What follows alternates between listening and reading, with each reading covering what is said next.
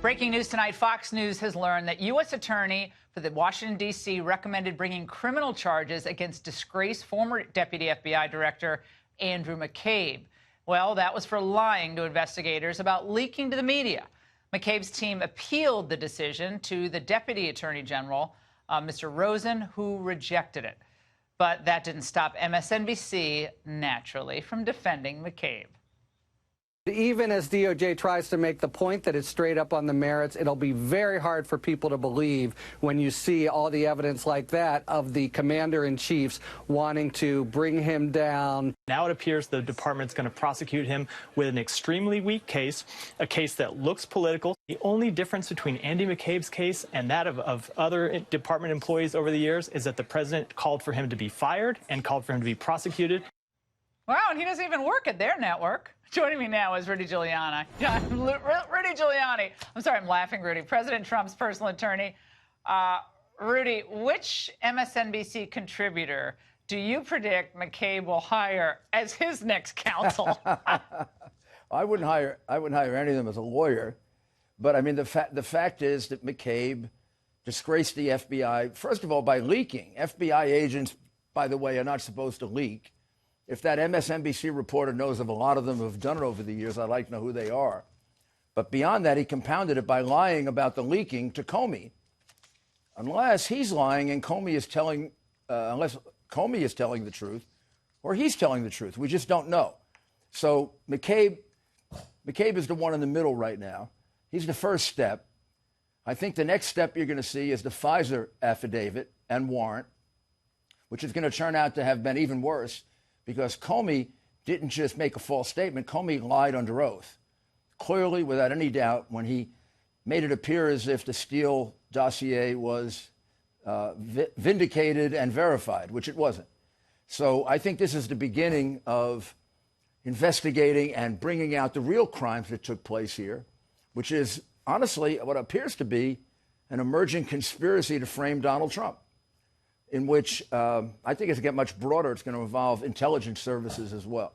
Well, and also to vindicate Hillary Clinton. I mean, to keep the investigation going, then ultimately to vindicate her right before the election. You know, if it were a book, the heading at the beginning would be Peter Strzok's statement. He laid the whole thing out. I have a plan to prevent him from being president, and I have an insurance policy to take him out if he becomes president. Now, well, Rudy, that's what they tried to do. That's what they tried to do. Yeah, well, CNN's Toobin, Jeffrey Toobin, I think he made a big error in his defense of McCabe. Watch. This is an extremely unusual prosecution. Andy McCabe had the right to speak to reporters. That is beyond dispute. As deputy director of the FBI, he had the right to speak to reporters. There is every bit of a sign of a vindictive crusade against McCabe.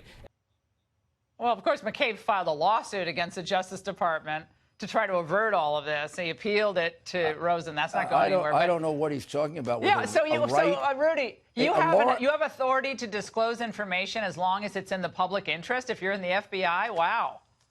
Well, that's a whole new definition of the law. I mean, I was in the Justice Department for 17 years, and I didn't think I had the authority to disclose information to the press. That's kind of news to me. I think it violates about 10 different rules of the Justice Department.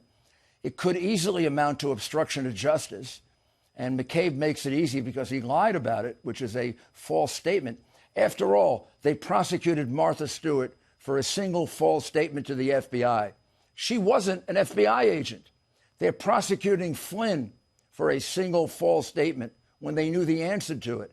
If we have equal justice under the law, McCabe has to be prosecuted. And so does Comey. You can't prosecute other false statement cases or perjury cases just because they're Democrats or they were helping Hillary.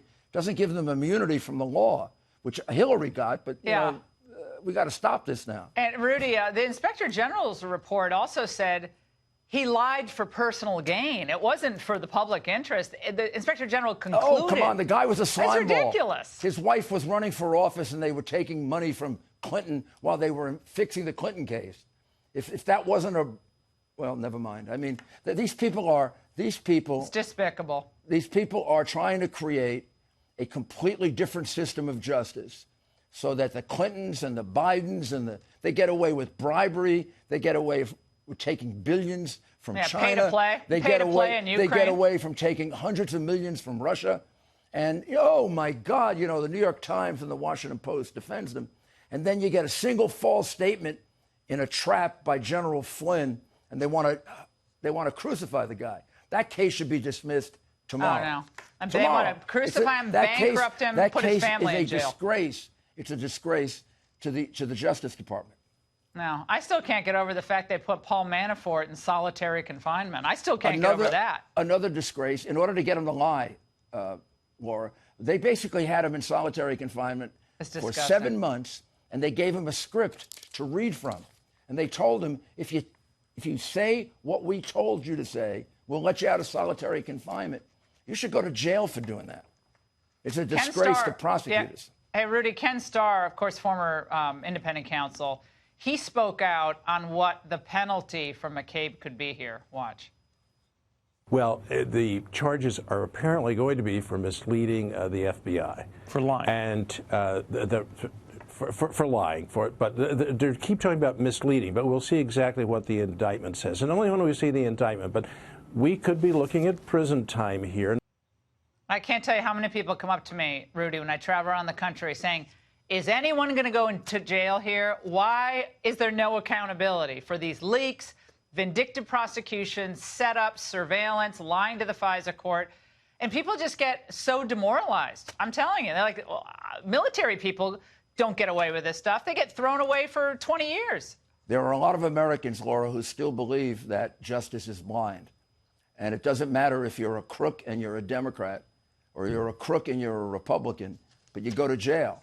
But right now, we have a system of justice that I believe Obama originally organized with Holder, in which Democrats get away with egregious criminal conduct, egregious, multi-millions in bribes, and Republicans get prosecuted for process crimes that you wouldn't prosecute anyone for. And we have to change that. If we have crooked Republicans, put them in jail. I did. If you have crooked Democrats, put them in jail. And the New York Times and the Washington Post enable all this with their ridiculous coverage. Rudy, Nadler's moving forward with the process and the process being put in place for impeachment.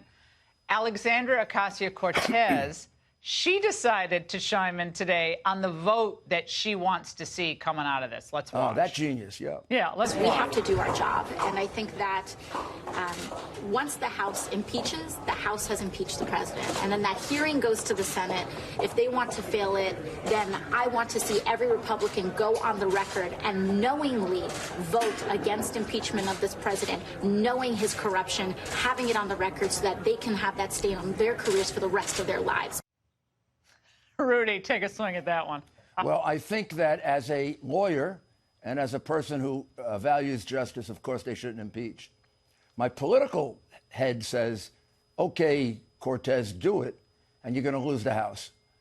You think those 40 Democrats that were elected in swing districts that voted for Trump, you think those people are going to get reelected if you do something so stupid as impeach? The whole case is falling apart. It's not only now proven that Trump didn't do anything wrong, it's beginning to emerge that the Democrats set him up. Comey, McCabe, people in the intelligence community. 60% of Americans, 60% of Americans, Rudy, are against impeachment. Do you know what we call what they did in New York, law enforcement circles? It was a frame-up designed in the Obama White House to get dirty information from Ukraine, England, Italy, any place they could get it. Some of it clearly falsified. You should go to jail for that. Well, that's wrong, no matter if you're a Democrat or a Republican. We want to see these charges go forward, and people have to pay the price for what happened. Rudy, thank you. I'm confident. Thank you so much, Rudy. Good to see you tonight.